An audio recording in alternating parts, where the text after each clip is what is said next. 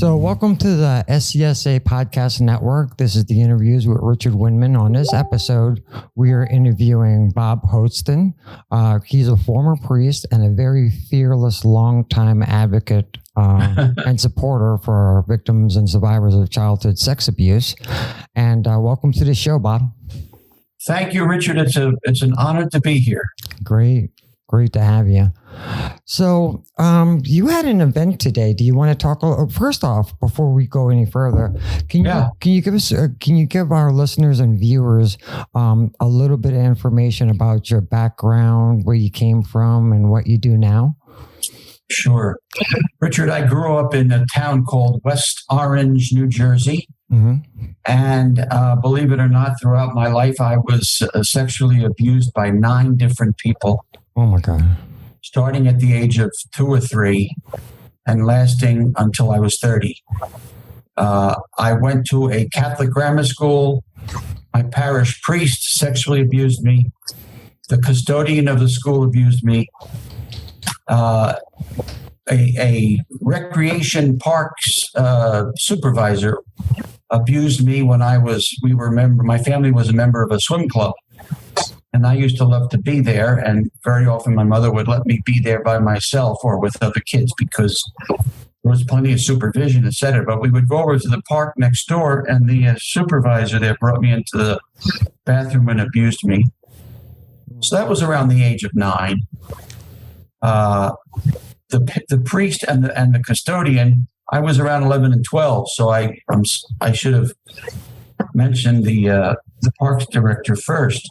But then when I was about to enter high school, I went into not a supermarket, but a department store with my mother and my sister.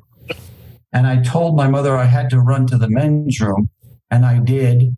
And while I was at a urinal, a man reached across to grab my penis, and I was able to use my arm to push his hand away. Mm-hmm. But it scared the hell out of me, and I ran out, and believe it or not, one of the store security personnel was standing right outside the bathroom door, but I couldn't tell him. I was just so scared. Okay, it turns out that when I got into high school, I was asked to help out at an alumni event at my high school. My high school was 3,000 boys in Newark, New Jersey, and Catholic high school. And they asked me to help run the event, and I was there as a freshman, so we were gophers basically.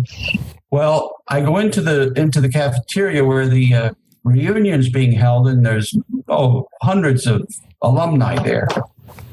And don't I see the guy that tried to reach over from the urinal and grab my penis. And I froze again. Mm-hmm. And I almost ran out of the school and went home. I didn't, luckily, because I didn't want to bring attention to myself. Well, that was bad enough. But when I graduated from high school, I received the Most Outstanding Senior Award, which means it was the highest award the school gave. There were 600 of us in my class. Mm-hmm. And I tell you that not to brag, not to boast, but to put it into context. That was June 1970. By September 1970, I was joining the Irish Christian Brothers as a first-year member. Mm-hmm. So in those few months, I was on cloud 9. I had gotten the award, and I thought I had a religious vocation. So the first superior I encountered said to me in our first monthly conference, "Bob, you're a cold person. I'm going to have to warm you up." Oh. I was so naive, Richard, that I didn't think he was coming on to me. I thought he was indicating that there was a flaw in my character. And so I became very introspective, and my anxiety began to explode, and it was just a mess. Well, he used to threaten me by saying, "I won't let you go on to the novitiate if you don't get warmer." Well, anyway, he did let me go on. He didn't touch me that year, but my novice master did the next year, and I think they were a tag team, frankly. So my novice master abused me, and I left the brothers halfway through novitiate and went home to New Jersey. I became an assistant golf professional. And the pro at the club where I worked wanted to send me to PGA school. And I foolishly said to him, no, I think I have a vocation. I'm probably going to go back into the brothers when they remove that novice master who abused me. And they did remove him. The next novice master was a good guy. So that was religious life number one. Religious life number two was a classmate of mine. After we took our first vows in 1974, I remember it vividly because it was the day that Nixon resigned in 1974. And we were up in the church on the Hudson River there to do our first vows. And then we went to the Jersey Shore for our first vacation. And this classmate of mine pulled his chair next to mine. We were rooming together because there wasn't enough room in the Jersey Shore house for everyone to have his own room. So he pulled his chair over to my bed and he began to stroke my body up and down. And I froze. I thought he was coming over to tell me that he really shouldn't have taken vows, that he was going to leave. So that was Christian Brothers number two. Well, I lived with this anxiety, with this depression. I couldn't tell anybody because I thought I would get thrown out of the order. So I finally got the courage enough to tell a former superior. I started teaching in East Harlem in 1975, and I had a superior there who was a nice guy, basically. So I thought to myself, years later, I said, you know what, maybe I'll talk to him, Frank. So I called him and I said, can I talk to you? He said, sure. He also had a degree in psychology. So I said, oh, maybe this will really help. So I met with him in a Burger King on Staten Island in New York. He was stationed there, and I was stationed in Boston. But my parents were a hiccup away from having me institutionalized because I couldn't seem to break this depression and anxiety. So I go and talk to Frank. We sit for 3 to 4 hours in the Burger King. He tells me at the end, Bob, you were preyed upon. You shouldn't feel any guilt or shame. These guys were just predators. Yeah. Well, I felt this boulder lift from my shoulder, and I said, oh, thank God. I said, would you do me a favor, Frank? Would you drive me back to New Jersey to my parents' house and basically tell them that I'm going to be okay? Meaning, I didn't want him to tell them what the story was, but I just wanted him to tell them that I'll be in therapy and I'll be, getting help, and don't worry about it. So we went over to New Jersey, and I went right to bed because I was so drained, and I knew I would sleep for the first time in decades. Well, halfway through the night, I feel someone crawling into my bed. It was Frank, because my parents had asked him to stay over because the drive back to Staten Island would have been too much for him. So I was dead asleep. I feel somebody crawling into my bed, and he begins to abuse me in exactly the same ways I described to him several hours before that. Well, that abuse, I was a young adult then, and his abuse lasted until I was 30, around approximately 31 years old, in Boston. That was the last place where I was abused, and I said to myself, I will never, ever be touched by anyone ever again. I don't know. I reached down and found some strength in me. I'm sorry to have gone on so long, but... No, keep going. Oh, I can tell you a lot more. So now Frank is number 3. Well, I stay in the Christian Brothers for a total of 23 years. I was a teacher. I was an athletic director. I was a coach. I was you name it, I was it. And I also got a doctorate in the meantime at Fordham University. Nice. how I ever got a master's in English at Manhattan College and a Ph.D. at Fordham. It was miraculous because my focus was just not on studies. But anyway, I did it. Good. And then I went from East Harlem to New Rochelle, New York, to a high school. And I began to whistleblow the superior and the principal of the school, the same guy. Mm-hmm. I knew he was abusing kids, and I couldn't get firsthand information, but I kept telling the higher ups in our religious order, get rid of this man. He is hurting children. How do you know, Bob? I said, I have antenna. Yeah, I have a radar. Yeah. That's right. I have radar because I didn't tell him I'd been through it, but I said, I have radar. Trust me. And sure enough, 25, 30 years later, at least a half a dozen of the kids that I thought were even being abused came forward. Mm-hmm. In the meantime, that clown became a priest in the Diocese of Bridgeport, Connecticut. So I've been doing this whistleblowing and trying to expose, pedophilic behavior since 1975, 74, 76. And it has not let up one iota. Yeah. So that guy was a pedophile. They were hesitant to take him out of ministry, so I went up to his parish, very wealthy parish in Connecticut, and I leafleted, and sure enough, he was removed. But he was still the chaplain of the Stamford Fire Department. And there he was on their website in all his regalia, the hat and just disgusting. Well, anyway, so I go then, he was removed. I finally got him removed after 3 years. But guess what? I had to go too because they couldn't leave him there and leave me, or remove him and leave me there. When you say removed him, did they just take him out of active ministry? Did they send him to New Mexico to get fixed? Did they laicize him? Oh, no, they transferred him to a high school in Staten Island, New York. Oh, that's a great idea. If you're a pedophile and you know about it, you send him to a high school. That's perfect. Yep, that's what they did.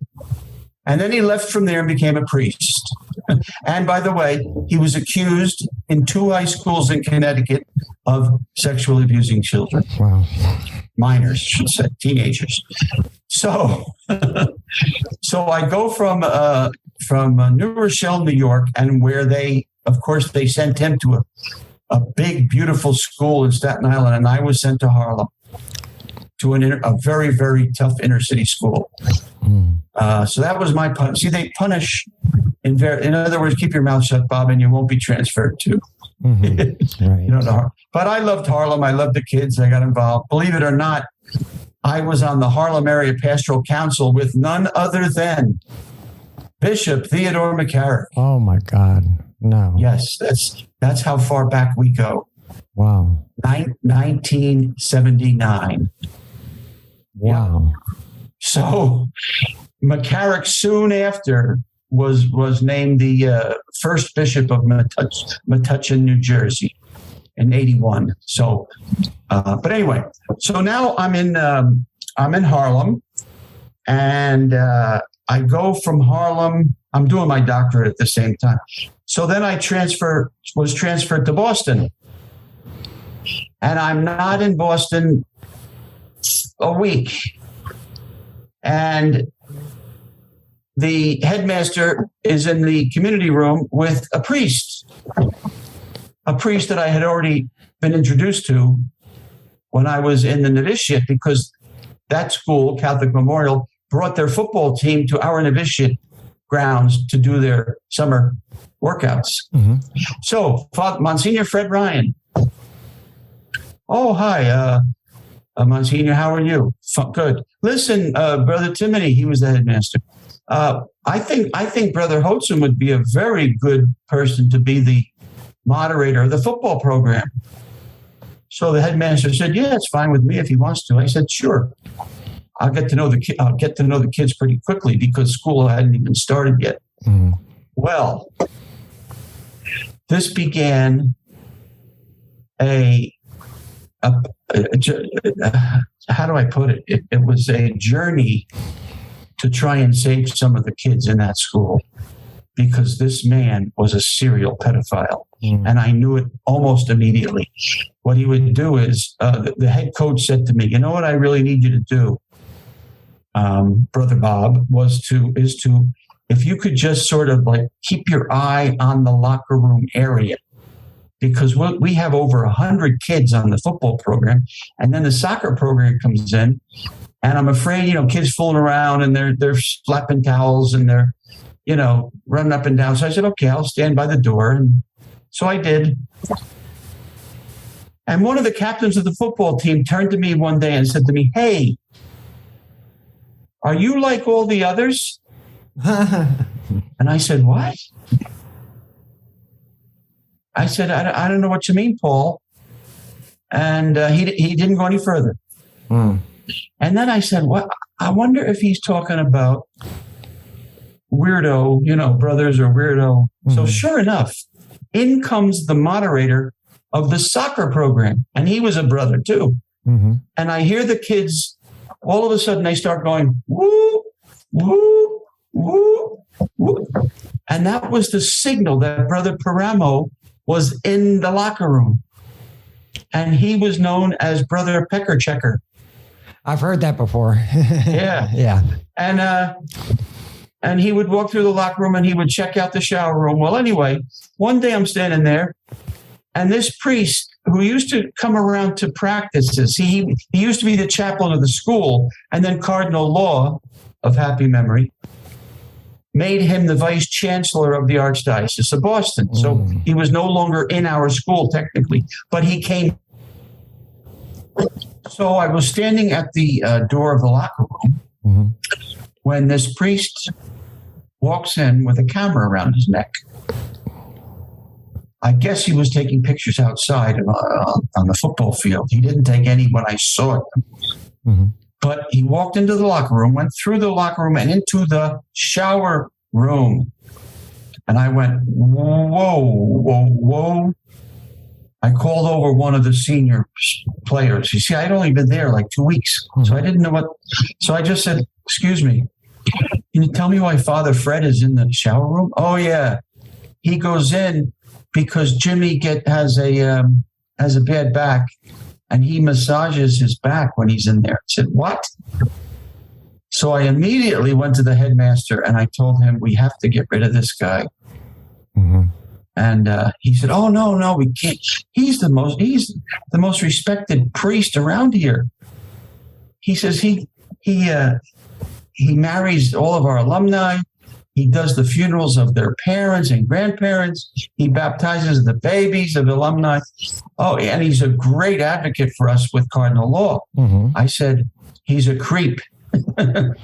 I said, and if we don't get rid of him, well, there were 2 kids in particular that I thought he was after because they were really, really handsome kids. And I said, And he used to be around them. And I said, oh, boy. One was a junior, one was a freshman. So anyway, I had a freshman homeroom. And this guy, David, was in my homeroom, this student. He sat in the 3rd seat in the 1st row. And he stood out among all the other kids because he was bigger. He seemed to be bigger. Mm-hmm. Like bulkier in the sense of like well developed physically. So I said, I wonder if this kid's an athlete. Well, he's the quarterback of the freshman team. So I got to see him a lot because I was the moderator. And he was a great kid in homeroom, and I had no problem with him. Well, the head coach brings him up to the varsity to kick field goals for our very, very popular Thanksgiving Day game against Boston College High School. Right. 20,000 people in Boston College Stadium. It's a big, big thing. Well, David is up there now practicing with the varsity because freshman season had ended. Mm-hmm. And Father Fred sees him outside the school one afternoon and says, David, what are you waiting for? He says, Mo, my mother's coming over to pick me up. He says, well, listen, why don't you call her and tell her that I will take you home? He said, well, all right, I guess it's okay. So he calls his mother. She says, oh, absolutely, sure. If Father wants to take you home. And then he said, he's going to take me to get something to eat first. So they go to a restaurant in the north end of Boston, which became famous for where he took the captains every year. It was called Joe Tecci. It's now closed. But Joe Tecci was a perfect place for Fred because they used to serve wine in Coca-Cola dispensers. So he would ply the kids with alcohol, but everyone in the restaurant wouldn't know it because they're pouring out of Coca-Cola dispensers. So he gets them bombed, in this case, David, takes him back to the chancery, the headquarters of the archdiocese, brings him up to his suite of rooms, and molests him. Now, I didn't know it at the time, of course. Now, here's how clever David was. David came from the public school. And believe it or not, he was in a special education class. So why he was in our school was a wonder to me, but I figured out. I said, he must have other skills athletically. And sure enough, his best sport was hockey. Mm-hmm. And hockey in New England is like basketball in New York. Mm-hmm. It's a religion. So anyway, hockey season comes, but David starts to act up in class. So I'm saying to myself, what the hell is wrong with David? I mean, he was skipping school. He was being ornery to the teachers. He was not studying, he didn't do any. So I didn't know. The next thing you know is he starts the hockey season and the hockey team is going to Maine to play a school there. And David says, I'm not going. He told his parents. So what do you mean you're not going? You're on the first line of the hockey team now. He says, I'm not going. And he said that because Father Fred was going to drive the bus to Maine, the team. So nobody knew that. He couldn't tell anybody that. But then Fred asked him again if he could drive him home, like one of the next days. And David said, no, it was a Saturday. Fred asked him, I'd like to take you to Cape Cod on Saturday. Now, instead of David saying, being able to say no, he said, okay, Father. But he had a plan. He was going to bring his best friend. And he said, surely Father Fred would never abuse two of us. Well, sure enough, the kid he brought with him, Johnny, was as good looking as David. Mm-hmm. And Fred drove them to Cranston, Rhode Island, where he bought them tattoos. Mm. Johnny got a shamrock on his wrist, and David... On his wrist? On it, yeah. And Fred told David he was going to get a devil on his thigh. Sure enough. David, to this day, has that tattoo that he had removed in a bottle of formaldehyde. Oh, my God. So he got it carved out. He got it carved out. Wow. Yeah. Well, anyway, they finish getting their tattoos. They don't go to Cape Cod. They go to a motel down there in Cranston, Rhode Island. Mm. And they spend the night there. And he buys alcohol galore. Mm-hmm.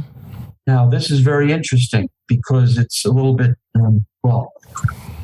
Fred used to drive a car, an orange Chevrolet with license plate IOWA.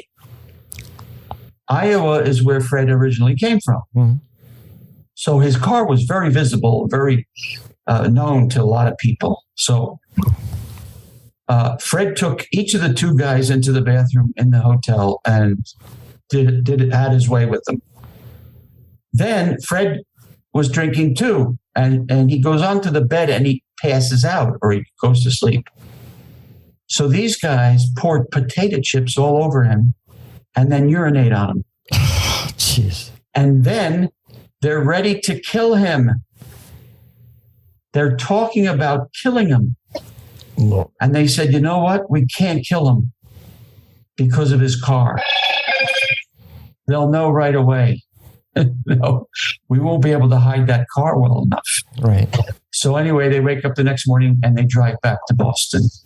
And I never hear about this. This is 1981 now, 82. I never heard a word about it until David and Gary, the senior that I talked about before, went public. Mm-hmm. And I was directing 2 inner city schools in Newark, New Jersey as a priest. And I saw the front page picture of the Boston Herald, and I just, my heart sank. So I got a hold of Gary, and I said, Gary, I'm really, really sorry. He says, Bob, what are you sorry about? I said, Gary, I went to the headmaster in 81 and told him to get rid of Fred Ryan.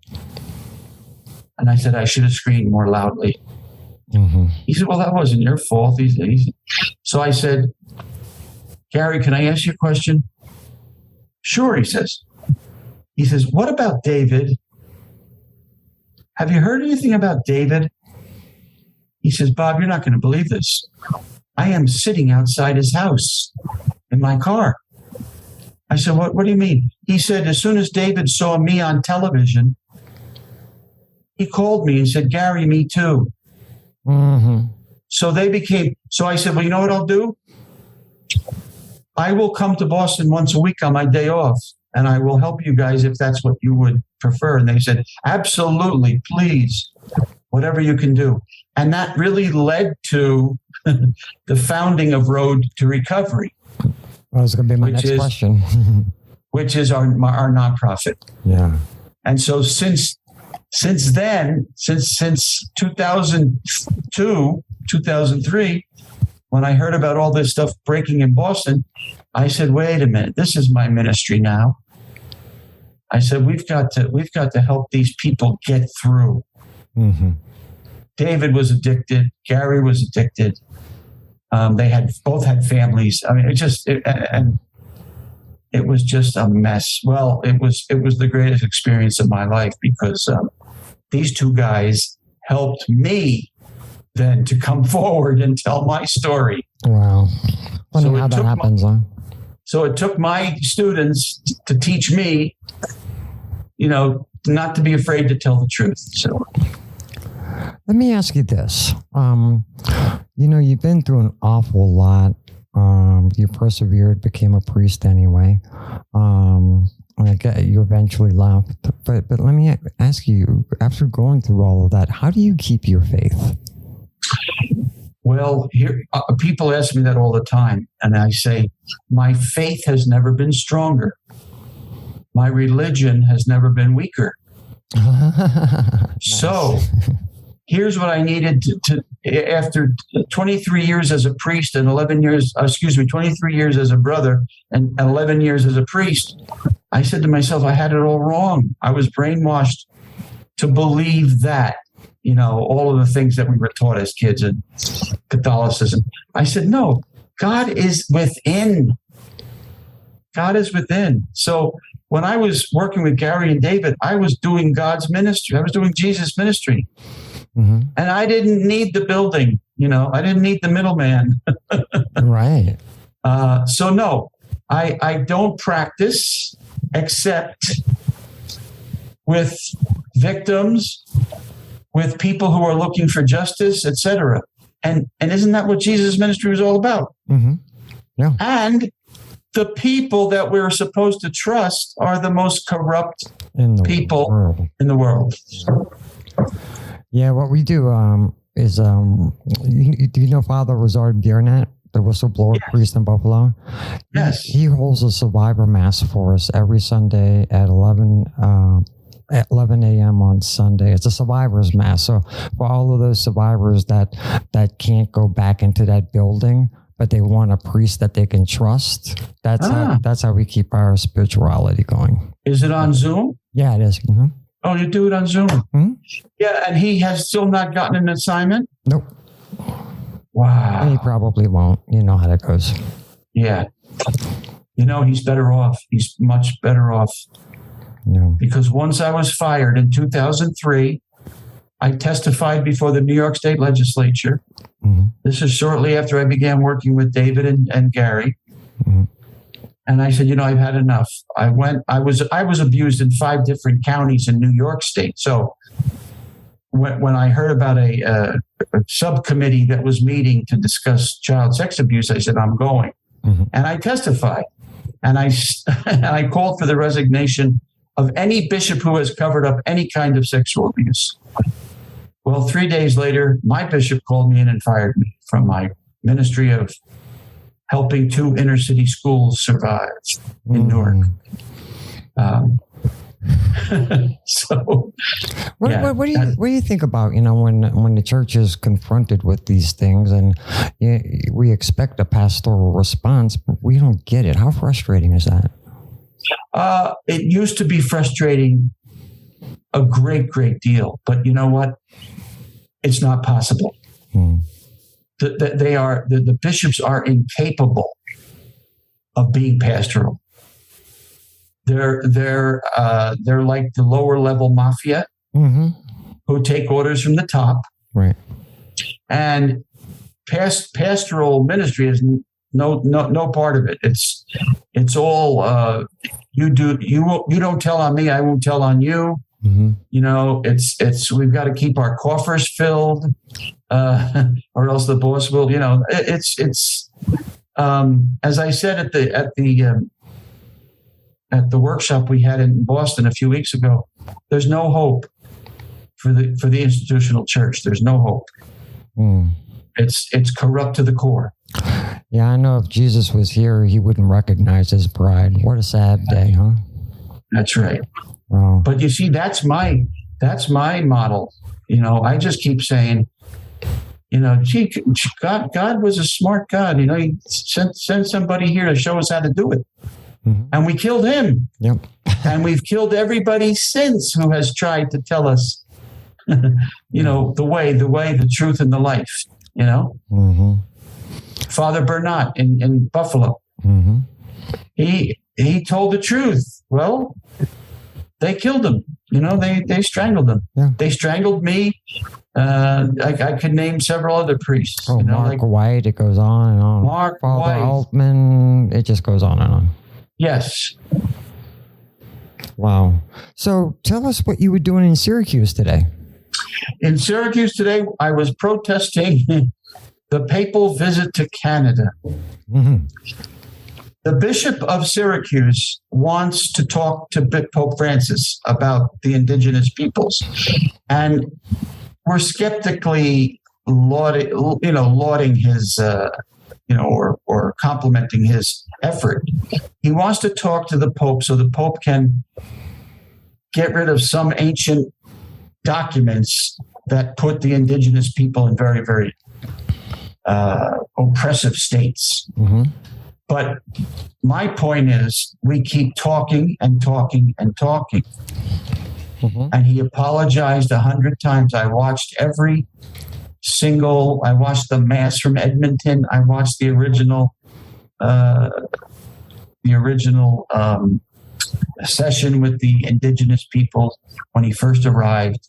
And I wanted to get a feel for how can you apologize enough when he first arrived for finding massive graves, massive amounts of children killed by nuns, priests, brothers, in these residential schools. And then they performed cultural genocide.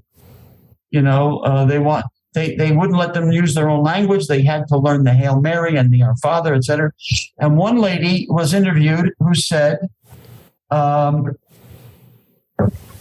can't even go near those prayers anymore. I have to say them in my own language because I'm reminded of that nun who told me that if I didn't learn them, I would get, like a whip or, a ruler or, and they made them shave their heads, cut off those beautiful locks that Native Americans, So I was there to say, Pope Francis, it's all talk, it's no action.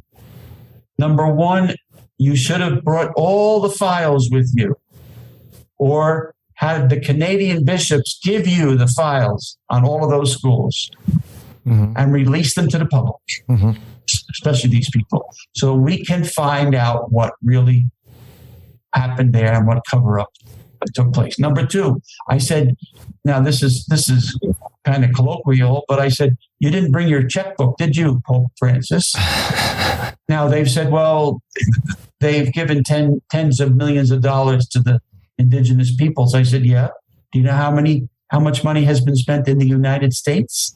About $4 billion on settlements. So can you imagine tens of millions compared to what went on in the United States, and the depth of the damage? If you call it culture, we didn't go through cultural genocide here.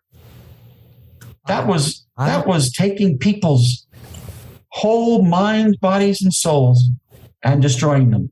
Well, it happened with the Tickawitha Indians in the Dakotas in the U.S. Oh, yes. Yeah, it happened there too. Yes, I apologize for that. Yes, you're absolutely right, Richard. What I meant was that the sexual abuse crisis was up to $4 billion, and it's a drop in the bucket compared to what we did to the Native Americans in both countries. You're right. Yeah, when I was a regional leader at SNAP, I was in charge of the Central Time Zone, and so they became my territory, and I got to know them in Tickawitha and their story, and it's horrifying, just like Canada. And in the Dakotas? Yeah. And the other thing is that, the Pope just doesn't just get up and drop everything and fly halfway around the world to Canada, of all places. The reason he did that, because he knows there's bodies in the ground there. Oh. He knows it. Oh, sure. The thing is, there are bodies everywhere. Everywhere, every country. Yeah, and it was the quote purpose of evangelizing these quote animalistic people, these uneducated, just awful. It was like the Inquisition all over again, huh? Yes. The church can do no wrong, so we're going to tell you how to do it, instead of saying, we've come to your territory, you teach us what we can do. How can we help you? Yeah. He's around there in his Pope mobile too. He needs to get out of that and start walking with the people. What do you think? Yeah, you know what, Richard, he can't walk.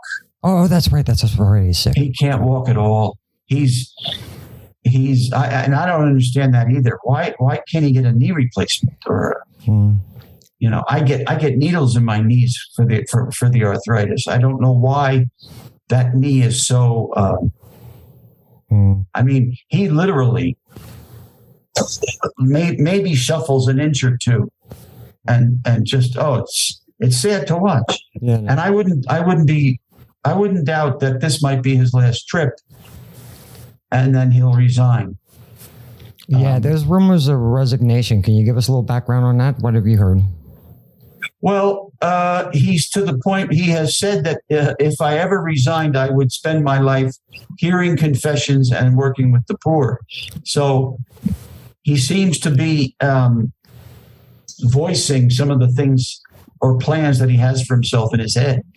But imagine if we had two popes resign back to back. Yeah, resigning back to back resignations. It's like the Pope is a burnout. It's a burnout job now. It's just like working in IT or in medicine or anything. You get burnt out after a while. And you know what? Nobody picks up on it. It's like, well, wait a minute. If the church were more democratic, we wouldn't burn out popes. if it were more democratic, if people were given leadership positions, if women could say mass, if the whole 9 yards. In other words, the same structures that have been in place for centuries are still there. That's why kids are still at risk and are being abused this very minute. Okay, so let me ask you this. Pretend I'm a layman. I don't know anything about this, or I'm a victim or a survivor. Tell me, can you explain to me why the Pope can't just get all the bishops in the room and say, damn it, this is where it's going to go down. You are going to report everything, and you're going to turn over personnel records to law enforcement. And if you don't do it, if you do not comply with the civil authorities, if you do not protect the children, you're not going to be bishop anymore. Why can't he do that?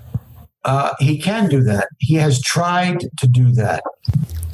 But when they sit in front of him and he reads them the Riot Act, they go home to 4 million dioceses. Now, that's a slight exaggeration, of course. But they go to hundreds and hundreds of dioceses, and who's checking on them to do it?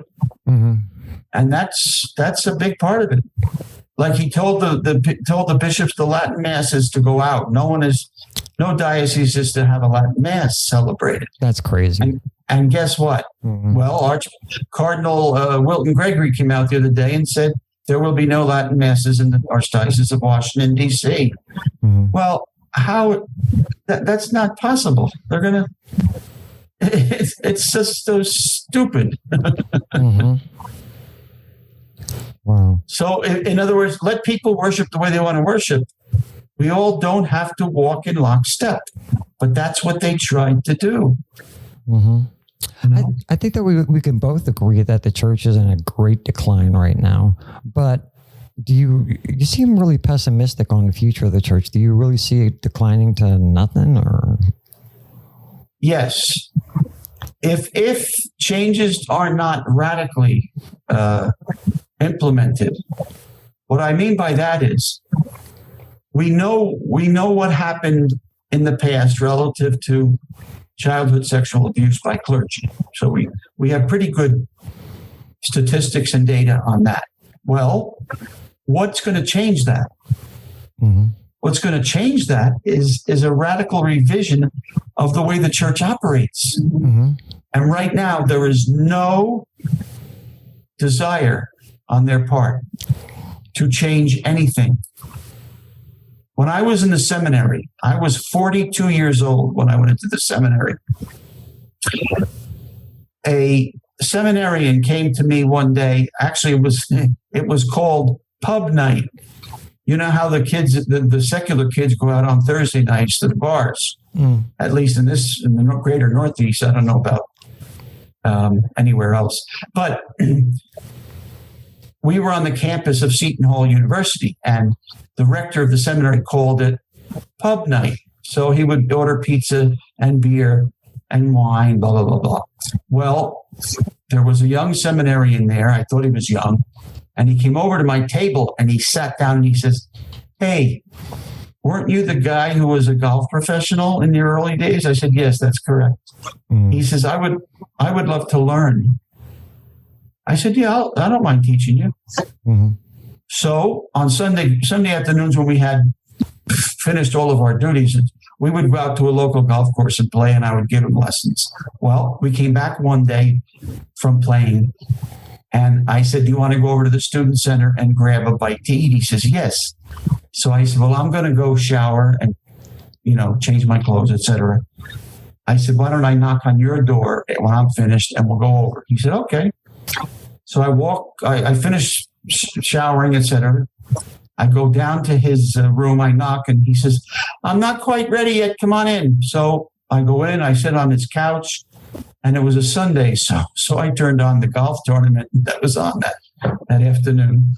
And I'm sitting there watching the golf. He comes out in his boxer shorts. Mm-hmm. And he walks over to the window in his room, and he turns to me and he says, "Bob, if you want to be my friend, you're going to have to be my bitch." I said, "What?" He says, what are you going to say now, that I'm a homosexual? I said, well, yes. That's what, as far as I know, that's what gay men say to gay men. I'm guessing, because it's foreign to me. Mm-hmm. But the fact, well, I ended up turning him in to the bishop, and the bishop took his side. Yeah, of course. Yeah, and then the bishop promoted him with various positions. So that's what I mean by nothing has changed. Mm-hmm. Nothing has changed. Let's talk about the problem itself. So according to my research, and I'm not a professional researcher, the earliest records that I can find that child molestation in the church was a problem was in 390-ish AD at the Synod of Elvira. Do you have any better information than that? What date did you say? 390 AD. Yes, that's my understanding. Council of Elvira, and there were a couple of saints who tried to do something about it. Saint John Cassian, or Saint, I don't know if I have the name right, but a couple of saints alerted popes to the fact that stuff was happening in confessionals and things like that. Yeah, and they issued an edict too that if you were caught molesting a child, that you wouldn't receive communion on your deathbed. Yeah. Yes. Which is a big deal, for Catholics. Yeah. Oh yeah. Yeah. Yeah. There've been.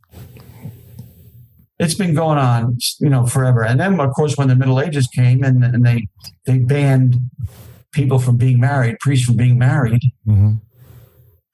That just brought a whole other set of issues. Yeah, and that was because the ladies were suing the church, right? What they were afraid of was when the priest died. Mm-hmm. See, the church wanted the estates of the priests who died, and they were pretty. Some of them were pretty, pretty high. They were like. Mm-hmm. So when a priest died, they were afraid that the family would get the estate. Yeah. Mm-hmm. Yeah, I think that's what you said. Yep. And so what they said was, you cannot receive communion after midnight. Said to the priests. Right. And since most masses were said at 7 a.m, 6 a.m, 5 a.m, they couldn't have sex with anybody. So I have an observation. So I've been looking at this over the years, like in New Orleans, there was at least 5 archbishops that knew about this problem. And we're talking about the 60s, 70s, and 80s. Those seem to be like the decade of love for pedophiles in the church. Why do you think it ballooned like that? Or why did it come to a head? Or why was it so pervasive in those particular decades? I think things began to open up more in terms of freedoms. People were less strict about things in general. The church was still strict, and we were still getting the fire and brimstone sermons. But I think in general, the things began to open up. And then, of course, John the 23rd announces the Vatican Council. And basically, all hell broke loose in my opinion, in a good sense. And he wanted, as he says, aggiornamento. He wanted the windows opened up and a fresh air come in.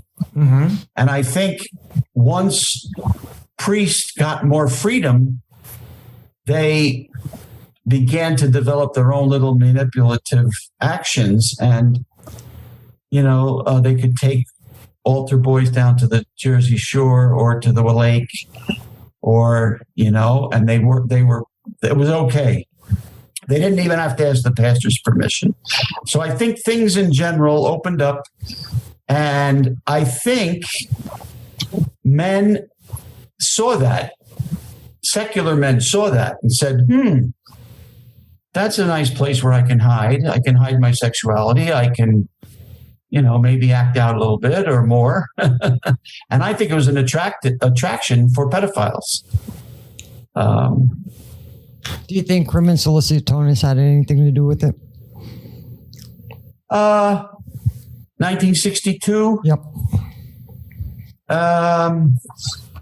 The confessional. Mm-hmm. Yeah, I don't know. Yeah, probably. It might have had an effect.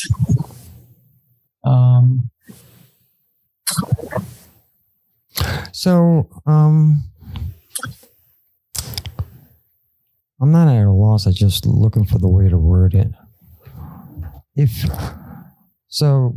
is going to be seen on the podcast, both on YouTube visually and on the SCSA podcast network. And of course it's on Facebook right now. If you could say anything to a victim or survivor that's listening right now, especially a victim, somebody that hasn't gotten help yet, what would you tell? What would you tell them? Now is your opportunity. Try as best you can to end the secrecy, because in childhood sexual abuse or any kind of abuse, silence kills. If you've been holding on to this for 10, 20, 30, 40 or more years, there are people who will listen to your story. You can pick up the phone tomorrow and call me, or even in the middle of the night and call me, because what I try to do is as soon as someone calls me, and I've been known for this, I get in my car and I go and get to the person right away, because we may never hear from them again. Mm-hmm. So if somebody calls and says, I was abused, I might say, well, would you like to talk about it one-on-one? If they say yes, I say, I'll meet you at a diner, and we can talk it over. So then when I see them, I usually say, are you in therapy? Mm-hmm. Can you afford therapy? Mm-hmm.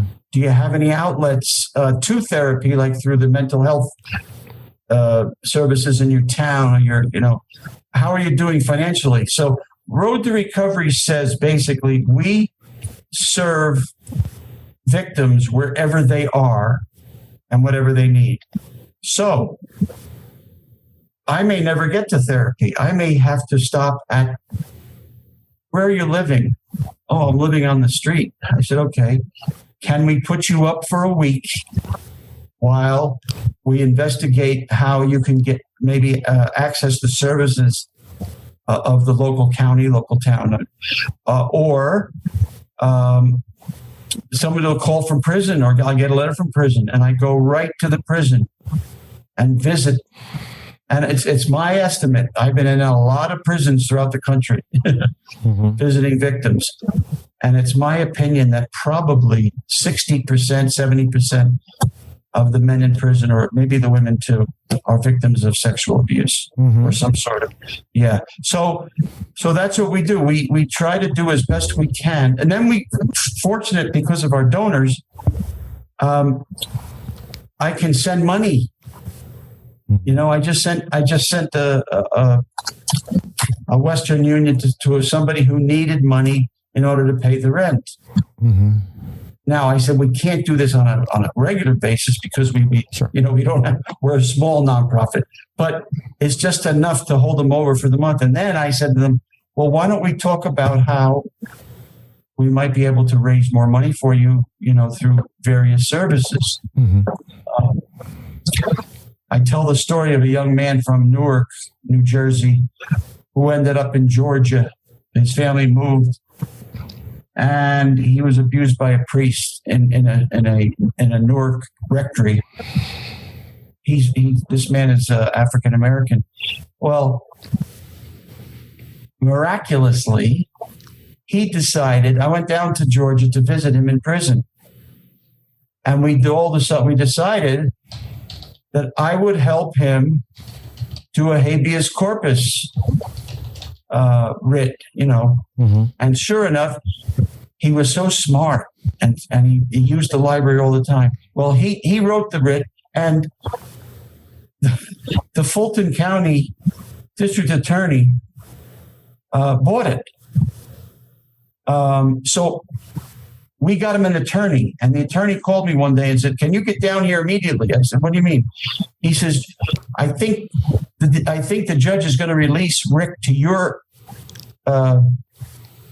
Custody. Yeah. So I go down, and I go into the DA's office. We sit there, and I'm saying, "How the hell did this happen?" It was like too weird to be like regular. It was miraculous. Mm-hmm. So anyway, next day I go to the courthouse, and the judge is in the chair, and in walks Rick from the side. He's still shackled, and the guy says, the judge says, "I understand there's a Dr. Robert Hoatson here today." And I raised my hand, and he said, "Could you come forward, please?" He says, "I understand that you're going to be taking Mr. So-and-so back to New Jersey today." I said, "Yes, Your Honor, if that pleases the court." Mm-hmm. So then I had to, let's see, I flew down there. So I said, "I got to rent a car. I got to go to the prison and wait till he gets out." So, but that's what happens. That's what makes my work so energizing. I mean, I just love it. It's because more miracles happen.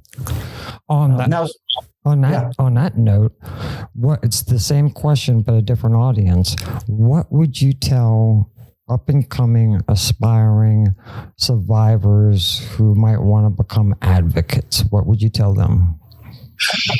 Well, I maybe do it just the way I did it, possibly. I was in a therapy session, and I said to my therapist, "I think I need to do something more specific to help survivors recover." And he said, "You bet your life you do." And he said, "Just do it." So in 2003, I had been basically fired by the bishop. So I was living in exile. And so I spent my whole time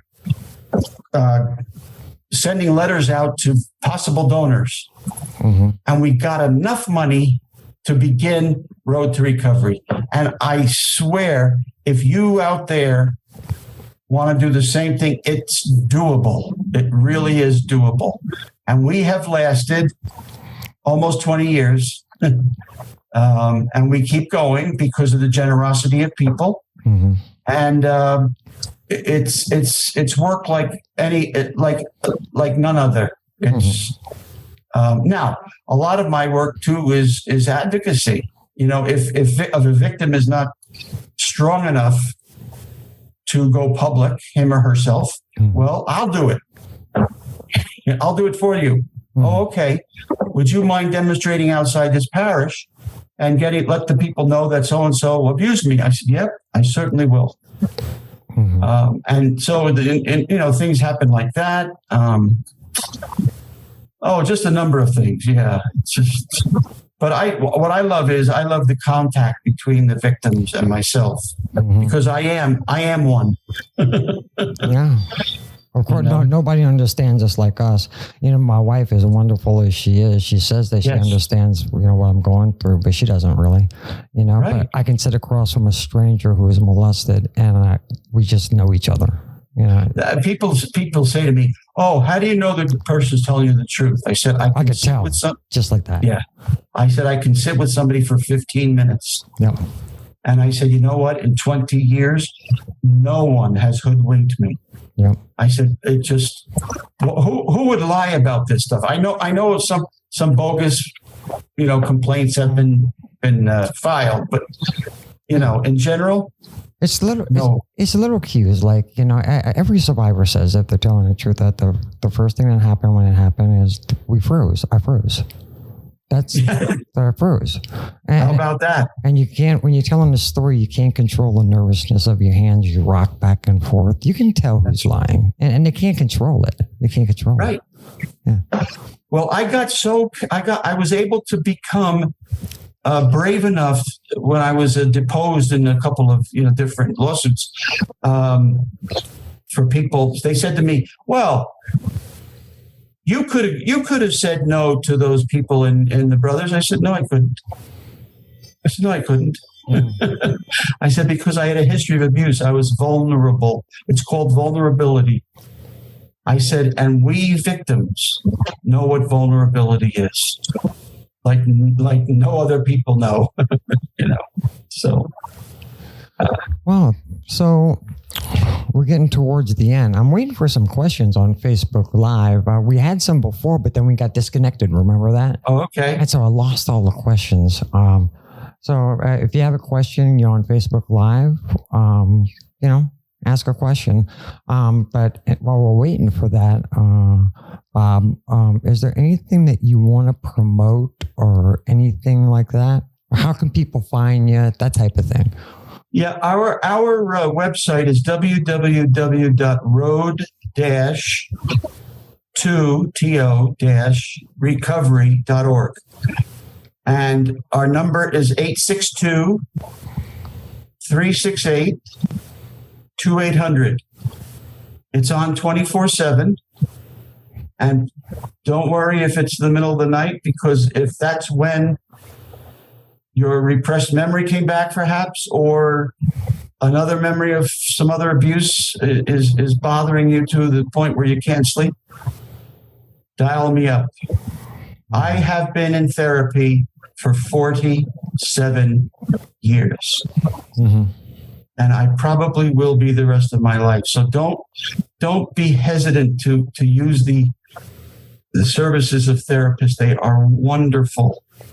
And they will lead you, as I said, from darkness into light, oftentimes. So we got a question. Comes from a wonderful young lady named Mary Bell. Mary Bell? Yeah, she's my wife. She wants from Burleson, Texas. She wants to know, how does your family feel about your work? Do they support you? My family supports me both financially and they're not real closely involved because for them it's hard too. Mm-hmm. They don't understand it because it didn't happen to them. Right. And but the more I did with different cases and the more I was serving victims and the more I was in the media, and now my brothers and sister are saying, Bob, you were right all along. You were right all along. You said it 20 years ago, and we didn't believe you. I have a cousin who said, holy crap, Bobby Hoatson told us that 20 years ago.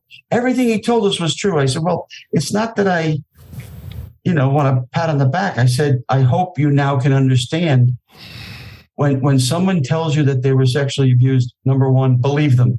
Mm-hmm. Mm-hmm. Believe them, and then give them compassion. Mm-hmm. And know that we're going to be a little bit off now and then. Yeah. For sure.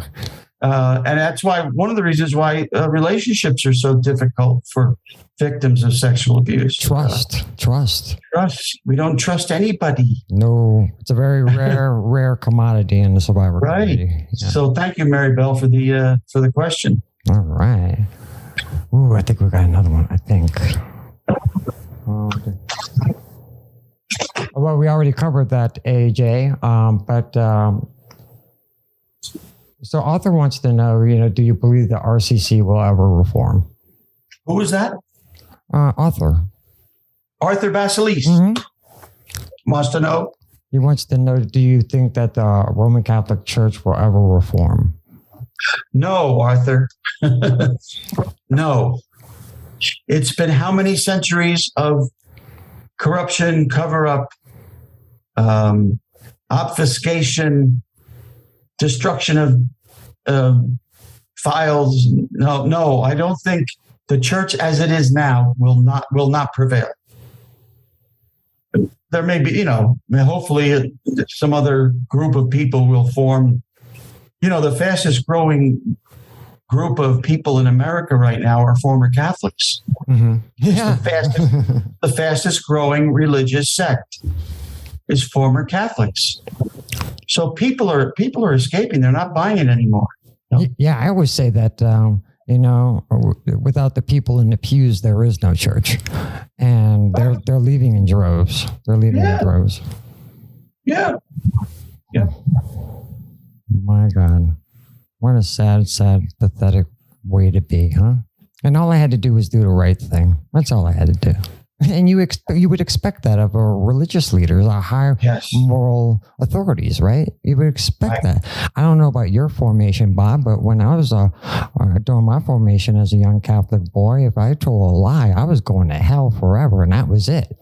And then they stand here and in front of their podiums, and they bold-faced lie to us. Yeah. And they rape our children in an institutionalized, organized, wholesale fashion. I mean, it's just ridiculous. And it seems like we've been on a roll since 2018, and it hasn't abated yet. And I wonder why it took so long to get this momentum and to get this going. It's a damn shame. Because of courageous survivors. Yeah, we're doing all the heavy lifting, aren't we? That's right. We developed enough interconnectedness to like almost form this movement that's fighting back. We have another question, I think. Oh, it was just so Debbie Dappin, a wonderful young lady. Oh, I know Debbie. Yeah, you know Debbie? Hello, Debbie. Yeah, she just wanted to tell you hi, and she's sorry for all that you went through. You remember Helen McGonigal? Sure do. Know Helen well. Yeah. She's our SCSA's corporate counsel, and she serves on our board. Oh, good. Yeah. She says to tell you hi as well. Oh, hi, Helen. She's out in Colorado, is she not? That is correct, sir. Yeah. Yeah, we just had a leadership conference, a SCSA leadership conference, and everybody on the board and some of the other leaders in the organization, we got together in Moab, Utah, and we had the best time. Wow. Yeah. How many on the board, approximately? There's 4 plus a chairman. Good. Yep. And so Good for you. Thank you, sir. We have another one from Debbie Dappin. Do you think the Roman Catholic Church will ever address ritual abuse? No, I can't tell you how many people have called me to say that they were abused on the altar.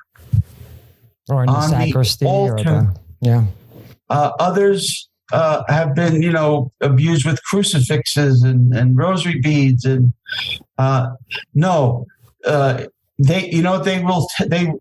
when it comes to ritual abuse, the church really digs their heels in. Oh, that could never have happened. A priest would never attack somebody on an altar or in the confessional. Oh, please. They had locks on the doors in the confessionals. Right. Yeah. Right. So no, they will never. They won't address any kind of abuse. Wow. Unless we push them, which we have, but it's not pushing them to change. Right. Interesting. Well, besides the Roman Catholic Church, what do you think bodes for the future?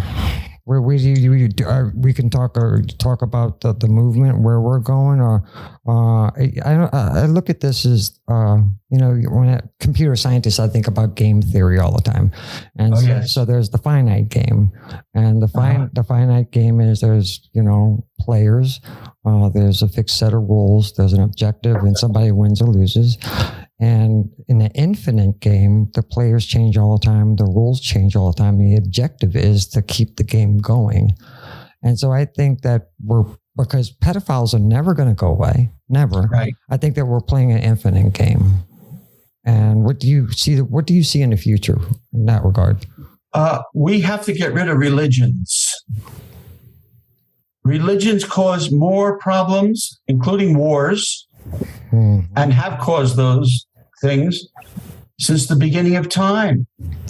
Look at what happened to quote Christianity. Jesus never intended to have a massive structure like this church. He never say this whole thing about the successor to Peter. Successor to Peter. is just ridiculous. I mean, Peter was a fisherman, and he was married, Mm-hmm. and he didn't even stay loyal to Jesus, toward the end. Mm-hmm. So he was a real person, and that's what Jesus wants us to be. Peter was still a holy man despite his flaws. Mm-hmm. So my thing is, recognize that God is within you, and that you don't need the middleman. Yeah. You don't need the middleman. You have within yourself, because we all are made in the image and likeness of God, each one of us. So Mm-hmm.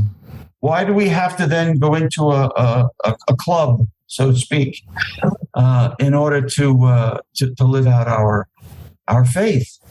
I have been more faithful, so to speak, since I started Road to Recovery and have stood up against these corrupt bishops. Because, as we say, if their lips are moving, they're lying. That's right.